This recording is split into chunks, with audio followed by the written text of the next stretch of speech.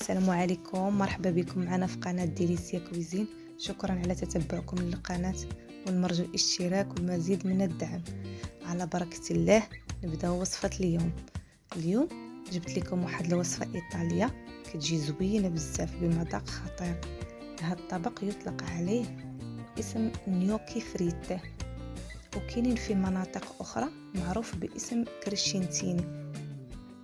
فهاد الوصفه كتجي بحال الشكل ديال السفنج ولا الرغيف، وهي صراحه المذاق احسن بزاف من السفنج ديالنا.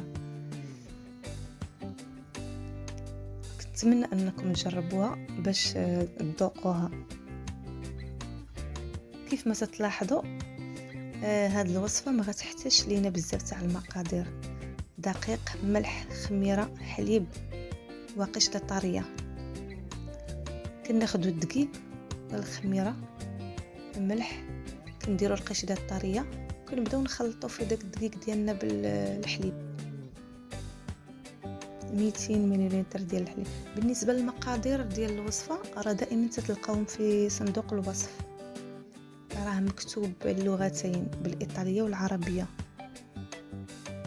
كنبقاو تنخلطوا العجين ديالنا بهذه الطريقه حتى كنجنوا العجينه ديالنا. الناس اللي ما تعجبهمش يخدموا هكايا بيديهم يقدروا يديروا الماكينه ديال العجين، اللي عنده العجانه وبغى يخدمها علاش لا. وهي ما تحتاج الصراحه ما غاداش دير شي مجهود عضلي، لان القشده الطريه كتسهل عليك بزاف العجينه، كتكون رطبه بزاف، كتجي غوموزه، كتجي رطبه. كنستمر بهذه الطريقه حتى كتوجد العجينه ديالنا وتنحطوها تخمر. فتقريبا المده اللي خصها تخمر فيها ما كتراوحش بين الساعه، يعني حتى الساعه كتكون واجده. كنغطيوها وتنخليوها تتخمر.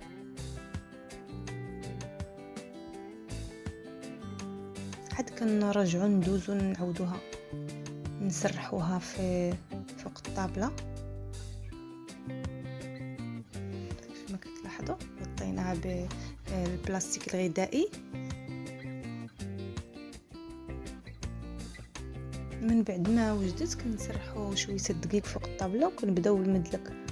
الناس اللي كيفضلوا يخدموا بالماكينه، الماكينه اللي كتورق لي باط، اللي كتصيب بها لي باط واللي كتصيب بها رزه، هذيك الماكينه تقدر تورق بها حتى هذه، تخدمها حتى في هذه الوصفه لانها كتساعدك.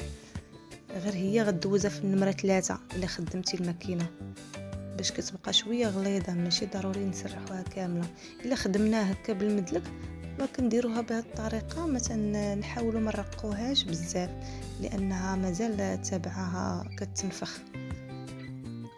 كنسرحوها بهذا الشكل. بالنسبه للشكيلات فهي في اصل هذه الوصفه كيديروها على شكل مستطيل، ولكم حريه الاختيار. الناس اللي بغاو يديروا مربع، دائره، كاينين ديك البلاستيك اللي كيتباعوا بحال شكل قطاع فيه الديكور اللي بغاوهم، يعني تقدر تاخذ داكشي اللي بغيتي. بالنسبه للاطفال كيبغيو داك الشكل ديال شكل دائري ولا هذا، نقدروا نبدلو. كنديروا الماء، الزيت كيسخن في المقله وكنبداو نقليو. هي دغيا كتوجد، غير من نديروها في المقله ردوا معها البال للتحرق لانها دغيا كتوجد. نحاولوا ما نعمروش المقله بزاف باش دغيا نقدروا نغلبوا عليها. بالنسبه هاد نص كيلو ديال الدقيق تقريبا تيخرج 2 طباصل عامرين. هي تتلوح تتعطي.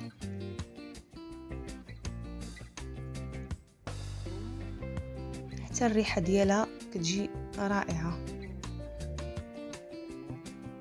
لا في المذاق لا في ريحتها لا في هي كتقدم مع الفرماج ومع كاشير هكا تياكلوها.